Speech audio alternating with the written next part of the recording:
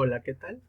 El tema que vamos a hablar el día de hoy es cirugía no obstétrica en la embarazada y urgencia neuroquirúrgica en la embarazada. Mi nombre es Eduardo de Atocha Mena Domínguez. Algo de importancia es que la cirugía no obstétrica en la paciente que se encuentra en gestación es muy baja. Se encuentra de 0.75 a 4.8%. Las causas más frecuentes son apendicitis aguda, trastornos ováricos como puede ser una torsión o una tumoración y trauma. Estos pacientes están muy predisponibles a tener actividades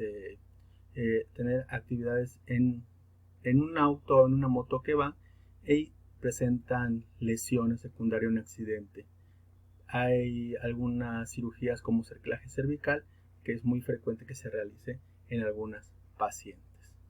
El manejo interdisciplinario debe ser de real importancia, ya que aquí tiene que intervenir lo que es el perinatólogo, el cirujano, el anestesiólogo y todo aquel personal que tenga que ver con el manejo de salud de este binomio.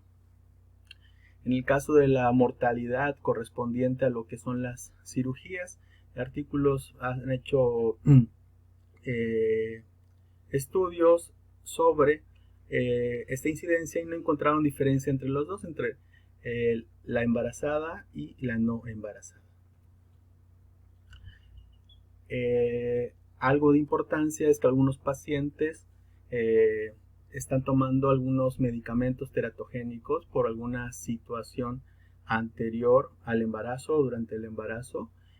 También se predispone lo que es una acidosis fetal y una hipoxia tanto materna como fetal en el paciente, y aquí tenemos que estar ubicados nosotros en lo que vamos a actuar.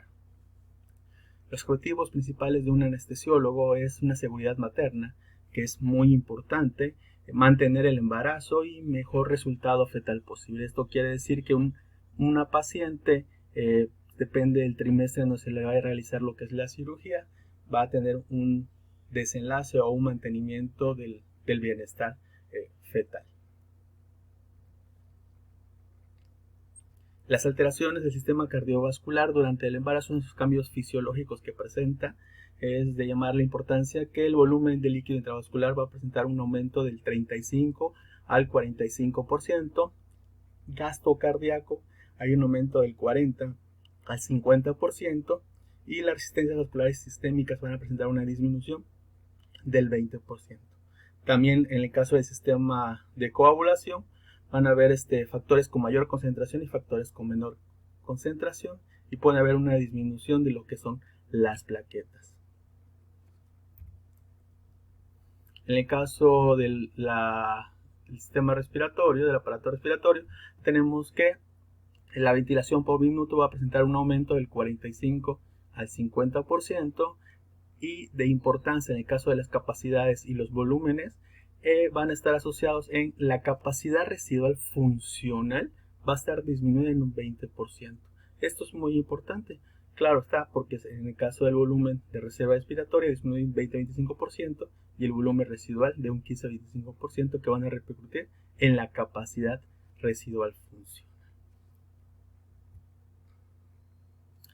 Las preocupaciones que debemos tener nosotros como anestesiólogos para la cirugía no obstétrica durante el embarazo van a ser una seguridad tanto materna como una seguridad fetal, y en el caso de la seguridad materna tenemos que comprender los cambios fisiológicos que presenta la mujer durante el embarazo, también las condiciones en que se va a realizar lo que es la cirugía, y también en cuenta lo que es, en el caso de la seguridad fetal, las drogas que pueden ser transferidas por la placenta, lo teratogénico de las drogas, que puede ser el tiempo de exposición, la duración y la dosis que está expuesto, así como la categoría de la FDA para los medicamentos durante el embarazo. Realizar lo que es un manejo anestésico de las drogas individualmente, y tener factores maternos que van a comprometer lo que es al feto. Tenemos una hipoxia materna, también una hiper o hipocapnia materna y los cambios en el flujo sanguíneo uterino, ya que esto nos va a librar para lo que es el manejo y determinar el bienestar, el fin común que tenemos, que es mantener el bienestar tanto materno como fetal. Los cambios anatómicos fisiológicos durante la gestación van a tener consecuencias clínicas para nuestro manejo anestésico. Dice que el aumento de peso en el caso del paciente nos va a dificultar una situación para la posición del paciente. También el aumento de los senos que se presentan durante el embarazo puede dificultar para la inserción de un laringoscopio cuando vamos a manejar lo que es la vía aérea. El aumento también de la vascularización de edema y de la mucosa de las vías respiratorias nos puede provocar un riesgo de hemorragia de la vía respiratoria y una posible dificultad con la intubación traqueal. Es por eso muy importante valorar los cambios que presenta la embarazada. Como les había mencionado, esta disminución de la capacidad residual funcional aumenta la tasa de saturación de oxígeno en el caso de la paciente. En el caso metabólico, mayor consumo de oxígeno secundario y una mayor demanda metabólica aumenta la tasa de saturación también.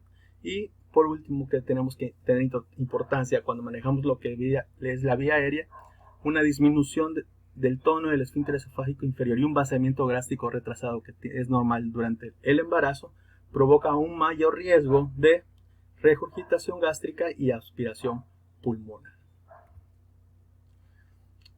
En la embarazada que es quirúrgica, tenemos que tener en cuenta dos situaciones en sí. Si es una paciente que es una cirugía programada o es una cirugía de urgencia. O en caso de que sea una cirugía durante todo el embarazo, estar valorando continuamente la situación tanto materna como fetal. Por eso es un manejo por un equipo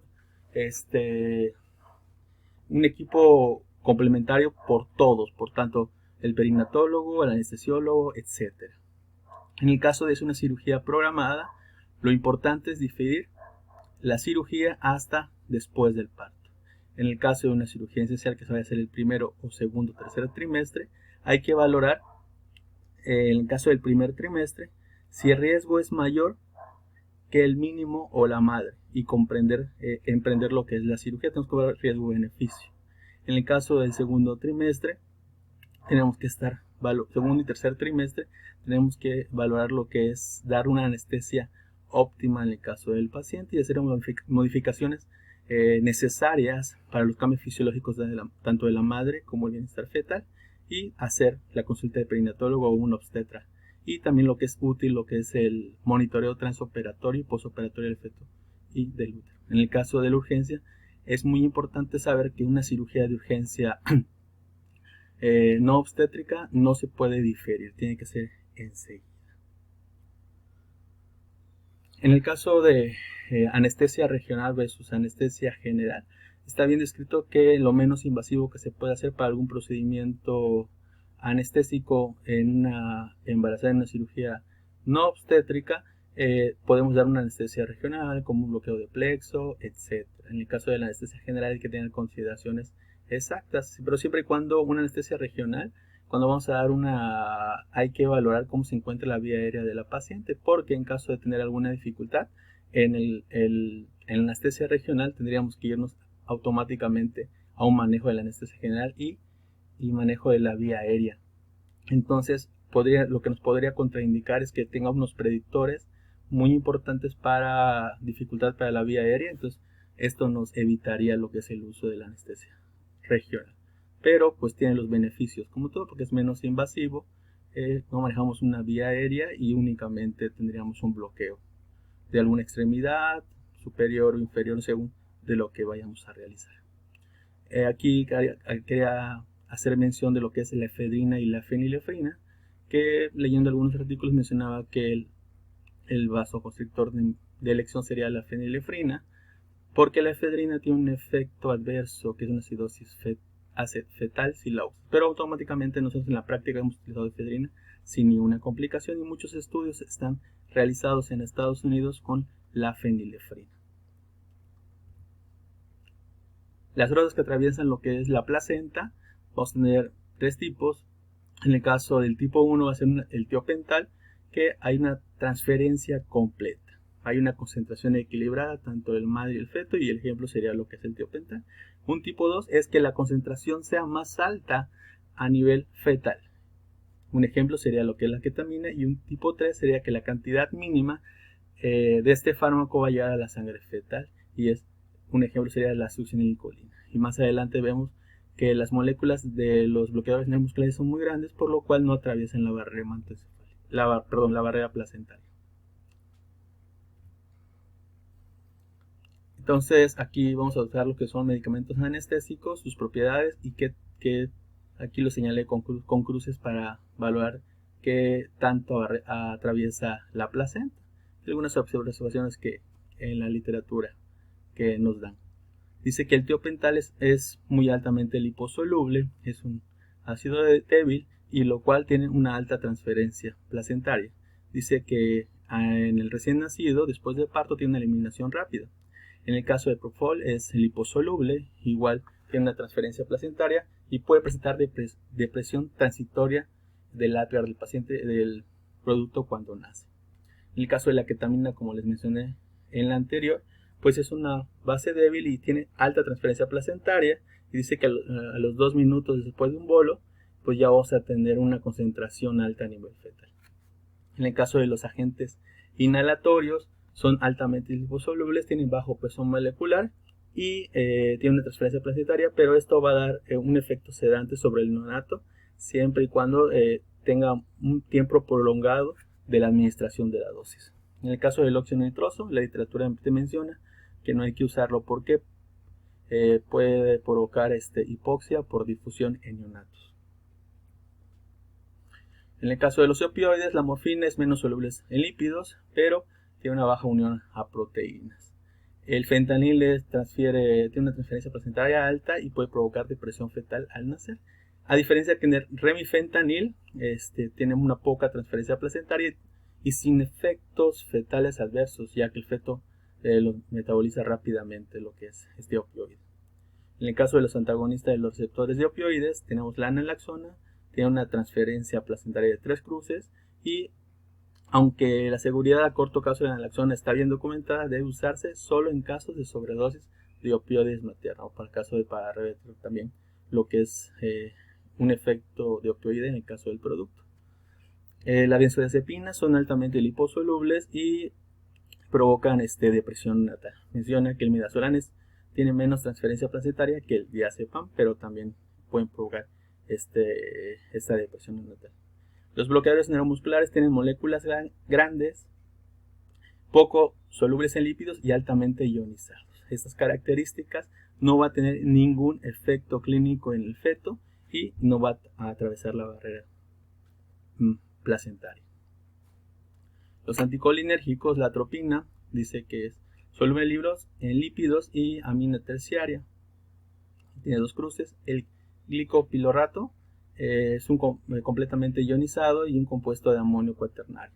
Y menciona de que no tiene una transferencia placentaria.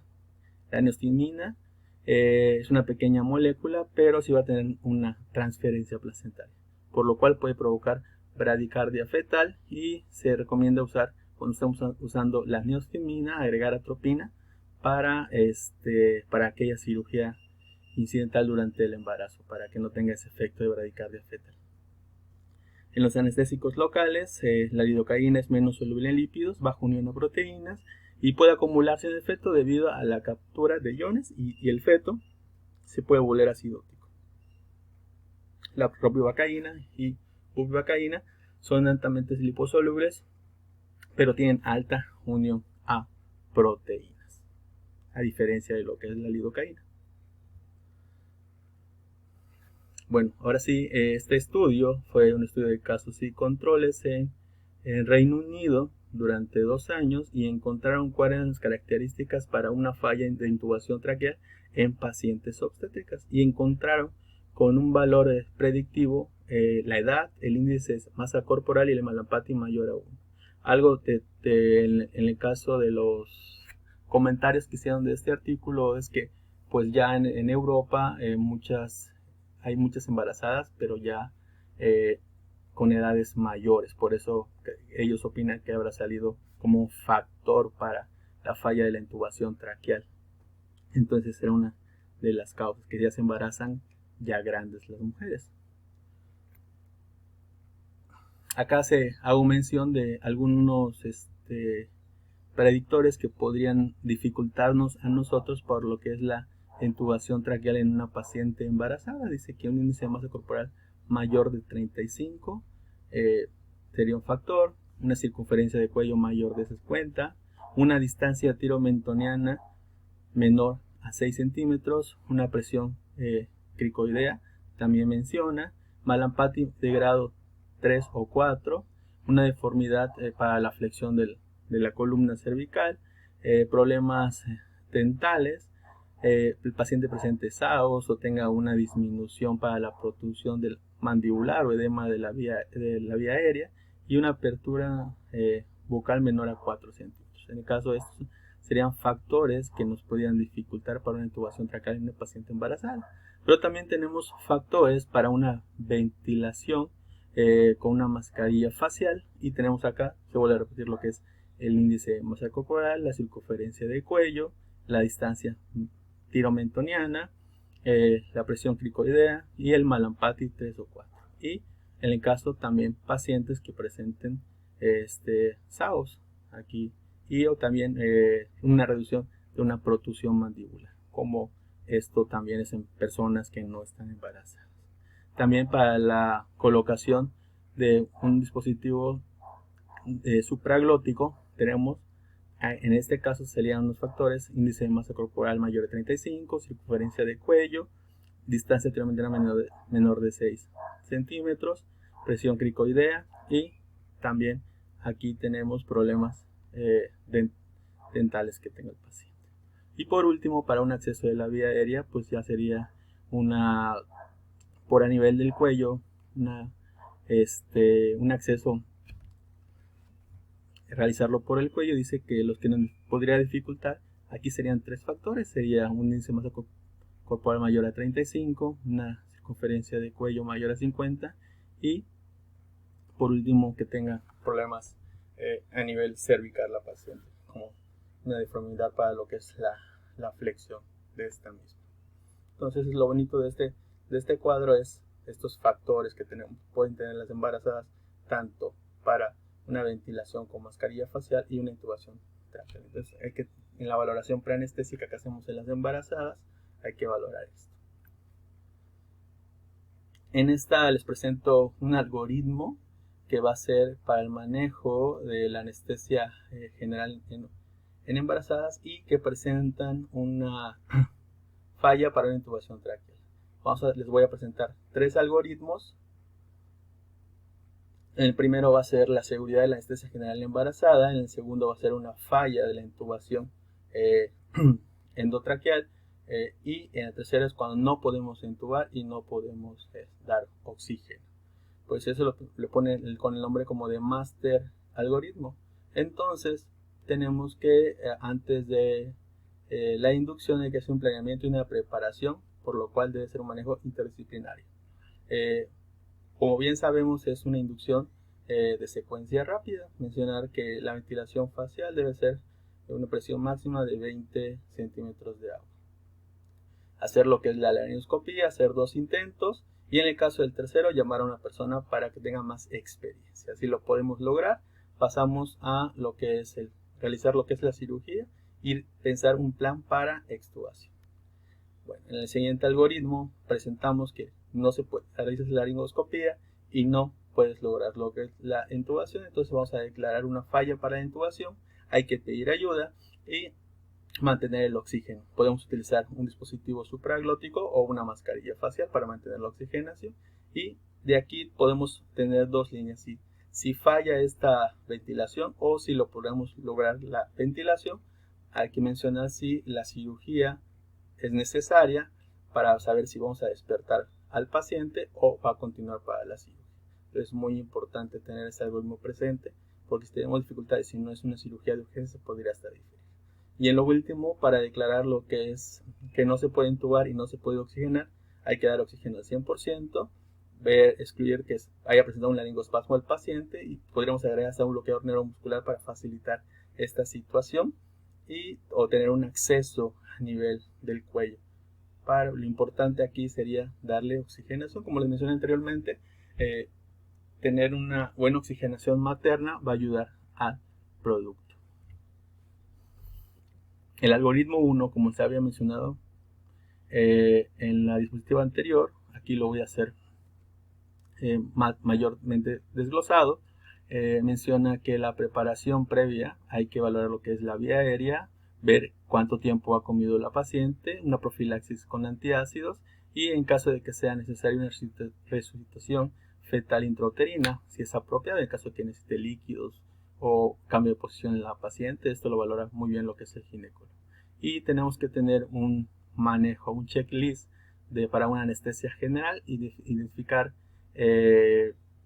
las situaciones de alarma que podríamos tener y tener un plan, un equipo para en caso de que hayamos detectado que podamos tener dificultad o falla para la intubación. Y platicar y discutir con el caso del paciente que con el cirujano que se podría hasta despertar el paciente o en caso de que tengamos alguna complicación en la vía aérea y no se podría realizar la cirugía.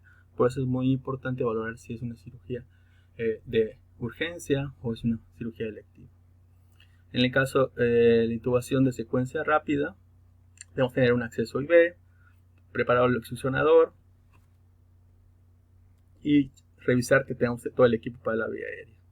Tener una posición adecuada, aquí menciona que podemos hacer una elevación de la cabeza o poner en posición rampa del paciente, y algo muy importante, dice desplazar lo que es el útero para el lado izquierdo.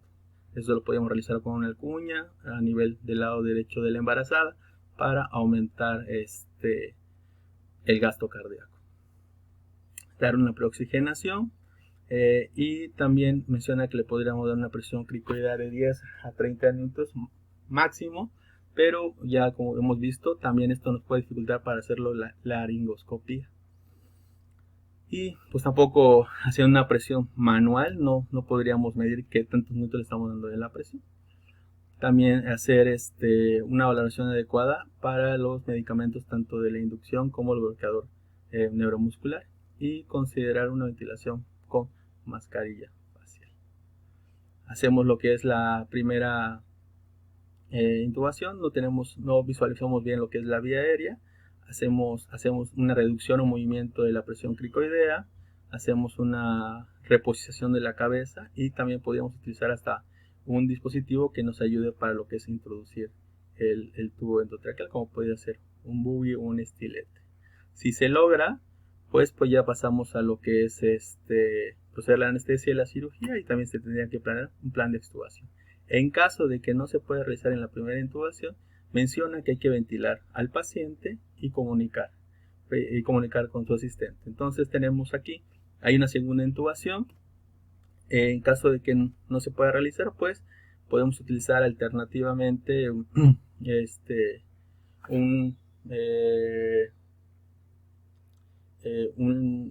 dispositivo videolaringoscopio y pues hay que remover la presión cricoidea, pero en caso de que no, pues hay que pasar a la experiencia de los que pueden tener para hacer una laringoscopia, porque muchas veces no tenemos una videolaringoscopio a la mano. Y en caso de fallar la tercera intubación, dice que hay que pasar al siguiente algoritmo.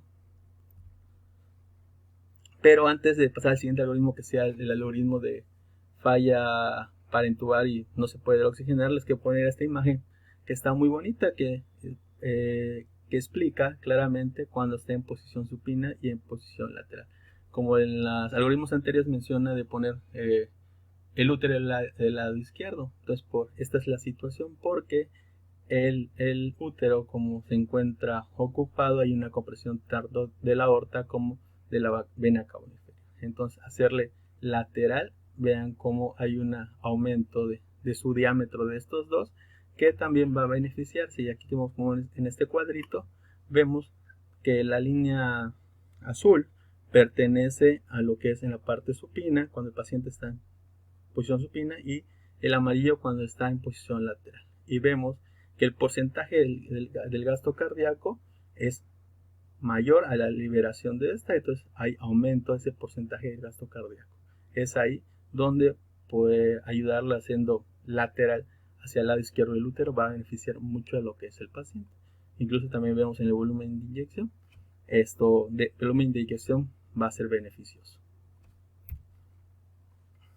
Entonces ya tenemos aquí, vamos a pasar al siguiente algoritmo. Tenemos que hay una falla de la declaración para la intubación, pedimos ayuda y la prioridad es dar oxígeno al paciente. De aquí vamos a valorar, podemos poner un dispositivo supraóptico o podemos ir haciendo ventilación de la vía aérea con la mascarilla, o podemos poner hasta algún dispositivo, pero siempre y cuando en este caso pueden estar 2 personas para realizar esas estrategias. Y vemos que si es adecuada la oxigenación en esta paciente, sí. Vemos que sí es esencial que se realice lo que es la cirugía inmediatamente. Sí, en caso de que no sea necesario, pues lo despertamos, y en caso de que sí sea necesario, pues hay que proceder a lo que es la cirugía. Pero en caso de que no, pues no se pueda ventilar adecuadamente a la paciente, pues ya pasamos al siguiente algoritmo, que es aquí el último, donde sería el de mayor temor, que no se puede intubar y no se puede oxigenar a la paciente. Entonces hay que declarar una emergencia al equipo y llamar a especialistas adicionales, como puede ser a un a un especialista, a un cirujano de cabeza y cuello, a un otorrinolaringólogo, a un intensivista, porque vamos a tener que invadir lo que es el cuello. Hay que dar oxígeno al 100%, excluir el anoscapasmo y podemos ayudar un poquito con lo que es bloqueador neuromuscular. Hacemos el procedimiento, el abordaje a nivel del cuello y vemos si hay oxigenación. Entonces aquí valoramos si en verdad si es necesaria la cirugía y procedemos, y en caso de que no, pues despertamos al paciente. Pero en caso contrario, y el peor sería que no se puede hacer un abordaje de cuello, pues hay que valorar el soporte vital avanzado en materno, y pues en caso de que sea necesaria perimortem, que esta cesárea nos podría hasta hacer una cesárea cuando no podemos ventilar a un paciente, para mejorando las estrategias y todo, pues como vimos anteriormente, a liberar lo que es el útero, para cuando hacemos reanimación podría mejorar lo que es el gasto cardíaco. En el caso de neurocirugía en el embarazo, es importante tener que la neurocirugía de rutina es muy rara durante el embarazo, y pues no es recomendable por si necesita una neurocirugía la paciente, pues esperar hasta el término del embarazo. Pero las urgencias neuroquirúrgicas se trata en cualquier trimestre. Les voy a hablar de las causas más frecuentes de alguna cirugía en el caso del embarazo, para que sean neuroquirúrgicas.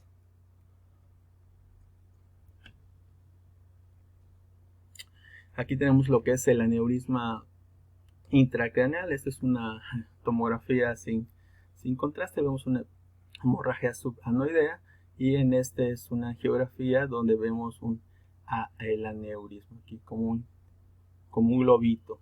Este globito pues son pacientes que comparados con la población general, menciona que la población general se puede presentar en el 3.2%, y los datos clínicos que presenta por una ruptura de este aneurisma que nos provocaría una hemorragia subaracnoidea sería una cefalea intensa, un aumento de la presión intracraneana y un déficit neurológico del paciente. Cuando se presenta la hemorragia subaracnoidea en el caso de la madre y el feto, tenemos un riesgo de mal pronóstico del 35%. Y algo que tenemos que tener en cuenta es que el embarazo se asocia a una mayor propensión de formación y ruptura de aneurismas. ¿Por qué? Por el aumento del gasto cardíaco asociado con el embarazo, impone estrés hemodinámico sobre el aneurisma, sobre el saco del aneurisma. El evitamiento del surco aneurismático por los cambios hormonales del embarazo y las condiciones preexistentes de la embarazada, como puede ser preeclampsia, enclampsia, y pues esto aumenta lo que es el riesgo de ruptura. El aumento de la presión arterial media es algo muy importante, y este aumento de la presión arterial media provoca una disminución de la presión intracraneal, como puede producirse también en un bloqueo suronoideo, cuando hacemos un bloqueo suronoideo, la presión intracraneal disminuye, hay una diferencia, y esto predispone a lo que es una ruptura del saco, del aneurisma. Y también estos cambios de diferencias que tenemos, va a haber cambios en la presión transmural del aneurisma. Entonces tenemos aquí una presión transmural que va a estar medida desde presión arterial media menos presión intracraneal, y la diferencia de estos dos, estos cambios que hayan bruscos tanto de la presión arterial media como la presión intracraneal, van a provocar que pueda haber una ruptura a nivel del aneurisma. Y esto puede ser presente, ese cambio de presión intracraneal, cuando hacemos un bloqueo subaracnoideo. Entonces tenemos un poco de pérdida de líquido cefalorraquídeo, y hay una disminución brusca de presión intracraneal, y eso puede provocar la ruptura de lo que es el aneurisma. La presión arterial media se puede incrementar por pacientes que son hipertensas, que son preeclámpticas, y también una respuesta simpática durante la manipulación de la vía aérea. En el caso cuando hacemos una laringoscopía, ven que pacientes, si no tienen una buena sedación y si no se hace gentil, aumenta lo que es la presión intracraneal, y esto puede haber cambios en la presión arterial media y repercutir en la presión transmural y ruptura del aneurisma. También la tos, como vamos a extubar, es importante que sea una extubación gentil en el caso de la paciente, y dice la literatura que menos del 1% de las personas que tienen aneurisma a realizar una laringoscopía se podría romper, pero esta información es muy importante que la encuentren, porque hay que hacer pacientes que ya tienen un aneurisma identificado y que es una laringoscopía gentil y con buena analgesia para no obtener cambios en la elevación de la presión arterial. Igual incluso en la inducción que le puede provocar una hipotensión a la paciente, también va a repercutir en la presión arterial media. En el caso, ¿qué técnica se podría utilizar? Bloqueo subaracnoideo. Menciona la literatura que se podría realizar, pero siempre con precaución, teniendo las medidas adecuadas y manteniendo con el riesgo de que se pueda romper. El bloqueo peridural tiene menos efectos sistémicos, repercutiendo en la presión arterial y en la anestesia general. Como ya les había mencionado anteriormente, el paciente tenemos que vigilar estas situaciones. Muy importante cuando es una paciente que tiene una ruptura de aneurisma y tiene cambios neurológicos la paciente y necesita hacer una craneotomía, pues directamente no vamos a ir a lo que es una anestesia general. Pero se podría hacer en caso de que tenga un aneurisma intracraneal no roto, podríamos dar un bloqueo peridural en caso de una cirugía de trauma de extremidades inferiores sin ningún problema.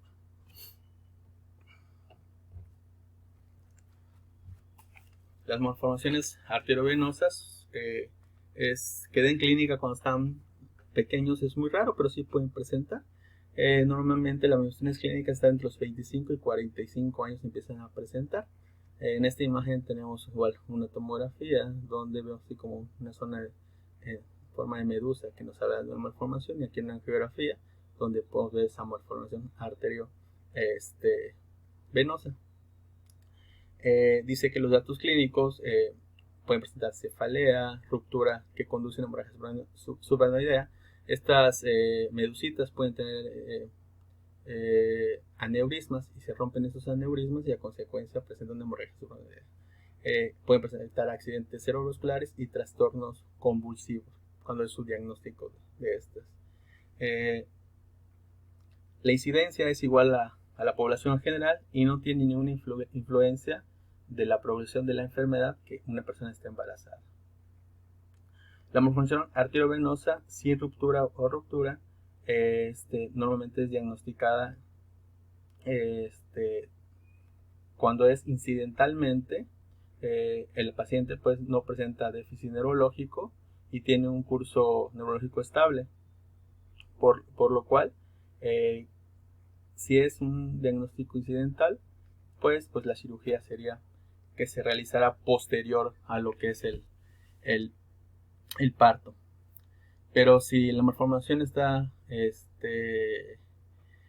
rota y necesitan, en el caso del paciente, tiene un déficit neurológico progresivo, se puede planificar lo que es una craneotomía y se puede proceder a lo que es también un procedimiento endovascular, pero aquí lo principal va a ser el bienestar materno, porque muchas veces estos productos, o sea, el bebé todavía no puede ser viable para nacer, entonces aquí le damos prioridad a lo que es la madre. Pero si en caso de la malformación arteriovenosa no está rota y se necesita hacer una cesárea, pues le podemos dar anestesia neoaxial sin complicaciones. En caso de que se le vaya a hacer una craneotomía y una cesárea, aquí debemos valorar lo que es la anestesia general. Bueno, realizar la anestesia general en sí, porque es preferible, porque vamos a mantener pues van a manejar el cráneo de la paciente y van a realizar lo que es la cesárea, 2 cirugías. Y muy importante, siempre mantener la hemodinamia. Uno, por los cambios que se presentan a nivel cerebral y también para mantener una perfusión sanguínea adecuada a nivel del útero. Entonces tenemos que estar cuidando lo que es el binomio. Otra situación neuroquirúrgica sería un tumor intracraneal. Menciona en la literatura que el tumor más frecuente benigno es el meningioma y el tumor maligno más común sería lo que es el glioma. No hay diferencia entre la población general, pero sí hay que tener en cuenta que ciertos tumores se pueden manifestar durante el embarazo debido al aumento del volumen sanguíneo, como los cambios fisiológicos que había mencionado anteriormente, que aumenta también el volumen de los tumores vasculares, como en el caso es el meningioma. Otra situación es que el embarazo se asocia a retención de sodio y de líquido, lo que aumenta la posibilidad de edema peritumoral y por lo tanto este aumento de edema peritumoral que podría presentar algunos tumores, va a aumentar la presión intracraneal y a la vez va a provocar cambios clínica el paciente de aumento de la presión intracraneal. Los síntomas en el caso de alguna tumoración que presenten los pacientes es cefalea, vómito, convulsiones y posibles afectaciones visuales. Hay que tener en cuenta que la cefalea, así como el vómito que ocurre en la embarazada, puede ser inespecífico, porque muchas veces esta paciente presenta estos datos, pero no quiere decir que tenga un tumor, por lo cual nuestros datos importantes a valorar serían que aquella embarazada con cefalea que progresa rápidamente a vómito en el segundo y en el tercer trimestre y también puede presentar convulsiones nuevos o trastornos visuales deben evaluarse. Entonces eran unas características, unos tips que le podría para la evaluación de estos pacientes. Y en el caso de los esteroides, muchas veces a los pacientes que tienen edema peritumoral se les da para disminuir este edema y disminuir lo que es la presión intracraneal. La finalidad es disminuir el edema vasogénico que está asociado con el crecimiento del tumor. Y también cuando al darle estos esteroides van a aumentar la formación de surfactante fetal, pero también tiene riesgo de provocarle un efecto secundario como es una hipoplasia suprarrenal fetal por la administración de esteroides, por lo cual hay que estar valorando adecuadamente, por eso el manejo interdisciplinario entre estos dos. El medicamentos anticonvulsivos, pacientes que tienen tumoraciones previas antes de embarazarse o durante el embarazo toman medicamentos anticonvulsivos, pero son altamente teratogénicos. En el caso de la literatura, menciona que la anestesia epidural combinada se podría realizar sin problemas, pero en caso de que sea necesario hacer una craneotomía para una descompresión, tendría que ser anestesia general. Traumatismo craneoencefálico, ya les había mencionado que es una alta incidencia de estas pacientes que se encuentran embarazadas. Aquí algo muy importante es el manejo hemodinámico, las medidas antiedema, medidas para que no se edematice lo que es el cerebro y muy importante, cosa que tenemos que valorar es el manejo de la vía aérea. Muy importante porque son pacientes que a veces se encuentran con Glasgow bajos y tenemos que valorar este manejo. Algo importante a destacar es que estas pacientes, cuando presentan el traumatismo craneoencefálico, presentan algún sangrado, algún sangrado, y a la vez van a empezar déficit neurológico, y es cuando tenemos que ver el manejo de la vía aérea. Esta imagen se las quise poner, bueno, es un videito donde se ve cuando hacemos una hiperextensión de lo que es la cabeza, como este movimiento va a ser el movimiento de la columna vertebral, pero a la vez, en caso de que haya alguna lesión, podemos comprimir lo que es la médula. Entonces es aquí, aquellos pacientes que tienen traumatismo craneoencefálico, el manejo de la vía aérea es muy primordial, porque hacer esta hiperextensión y tenemos alguna lesión de la vértebra, podemos comprimir la médula a consecuencia de la hiperextensión, y el paciente va a tener complicaciones neurológicas a partir del nivel de la vértebra que haya lesionado, que hayamos nosotros realizado lo que es la hiperextensión y lesionado lo que es la médula. Entonces, los vuelvo a poner otra vez. Es un video, es como un GIF, pero está muy bonito la imagen, y sirve como muy didáctico para cuando hacemos la laringoscopía, que es lo que sucede, porque son las precauciones que debemos tener en un paciente con traumatismo craneoencefálico. ¿Cómo hacemos este manejo de la vía aérea en caso de que dice que idealmente debemos manejar un paciente con traumatismo craneoencefálico la vía aérea con fibroscopio para evitar esta hiperextensión que les habíamos mencionado? Es el ideal. Pero en caso, utilizar el fibroscopio que despierto en el caso del paciente, porque ya vimos con las hojas del laringoscopio, va a ser un movimiento espinal, como les había mencionado anteriormente. La mascarilla laringea únicamente en caso de emergencia para primeridad y poder lograr una intubación, como puede ser una fast track. Y el ideal sería, si tenemos un laringoscopio, un videolaringoscopio y un fibroscopio, sería el fibroscopio el ideal. Pero en caso, segunda opción podría ser lo que es un videolaringoscopio y de últimamente un laringoscopio. Cuando hacemos una laringoscopía, necesitamos que nos ayude otra persona para agarrar la cabecita y evitar el mínimo movimiento de lo que es el cuello, y realizar la laringoscopia y meter lo que es el tubo, únicamente haciendo una endoscopia adecuada, pero sin mover el cuello. Entonces, como le comenté, el gold estándar para manejo de vía aérea en un paciente con traumatismo craneoencefálico, sea embarazada o no, va a ser lo que es la intubación con fibroscopio. Por último, pues una cricotirotomía para intubar y ventilar. En el caso, pacientes pueden presentar cirugía de médula espinal y síndrome de Caudequina. Algunas pacientitas empiezan con dolor a nivel de espalda baja, y puede ser por una protusión de disco que empieza a comprimir la cola de caballo. Como mencionamos aquí, pues puede ser una lesión y puede comprimir. Son varias causas de esta compresión. La complicación de esto es que en las cirugías es la posición prona que va a llevar a esta embarazada para poder intervenir en lo que es en la columna.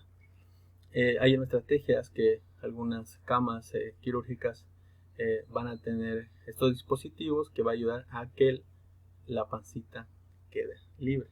Y los datos clínicos que presentan estos pacientes sería, en el caso del síndrome de Caudequina, inicialmente presentan con dolor radicular severo, entumecimiento de la región sacra, parestesias, disminución del tono de las extremidades inferiores, arreflexia y trastornos intestinales y de vejiga. Y ameritan cirugía a estos pacientes, pero hay que tener estas situaciones, un manejo de vía aérea adecuada y la posición adecuada de la embarazada para dejar libre lo que es el útero gestante y no haya compromiso a nivel lo que es el producto.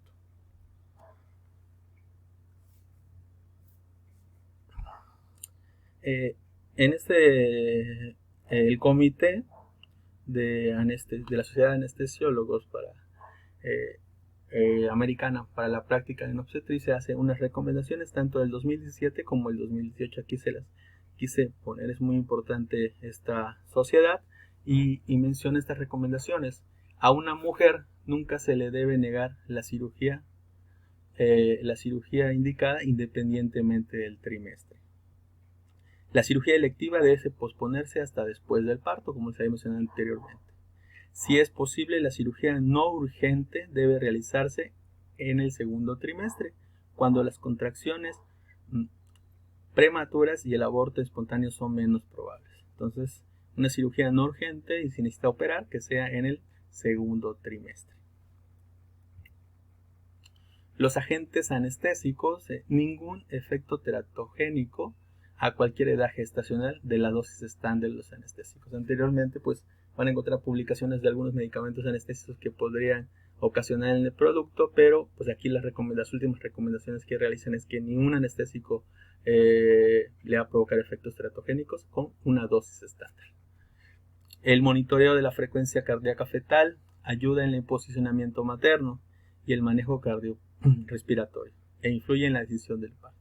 Entonces, esa frecuencia cardíaca está monitoreada continuamente durante la cirugía, nos va a ayudar para, en caso de que sea necesario, sacar el producto. Si el feto se considera previable, generalmente es suficiente determinar la frecuencia cardíaca fetal con Doppler antes y después del procedimiento. Por eso debe estar muchas veces un ginecólogo, un perinatólogo en sala por cualquier situación y trabajar en cirugía necesaria de emergencia. Como mínimo, si se considera que el feto es viable, se debe realizar un monitoreo electrónico simultáneo de la frecuencia cardíaca y de las contracciones uterinas antes y después del procedimiento, para evaluar el bienestar fetal y la ausencia de las contracciones. ¿Ok? Entonces, muy importantes recomendaciones. Valoración de riesgo de tromboembolismo venoso y dar apropiada profilaxis. En el 2017 no tenía esta recomendación, pero a partir del 2019, como podemos ver, ya hace esta recomendación que en pacientes que tengan alto riesgo de tromboembolismo venoso hay que dar una apropiada profilaxis y con medicamentos y también con medidas compresivas de extremidades. Los corticosteroides para fetos en edades gestacionales prematuras son viables en caso de que veamos que una cirugía de alto riesgo, entonces que pueda nacer el bebé, entonces le podríamos dar corticosteroides sin ningún problema para, en caso de que sea necesario sacar el producto, pues ya lo logremos. Y algo muy importante, el consentimiento informado. Hace hincapié en esta actualización 2019 que a la paciente que se le va a ser sometida a la cirugía, que informarle de que se puede permitir una cesárea de emergencia por indicaciones fetales. En caso de que el feto tenga compromiso, va a ser la cesárea de emergencia. Y hay que tenerlo en cuenta y muchas veces no lo hacemos, pero ya ahorita que están de residentes, pues hay que hacerlo, de escritos y hacer esta indicación, porque muchas veces no le damos esta información a la paciente. Bueno, esto sería ya todo mi presentación. Espero si tienen algunas dudas. Puse las bibliografías al lado de las diapositivas, abajito o al lado, y ahí pueden consultar bien lo que es la información. Muchas gracias, que disfruten el curso.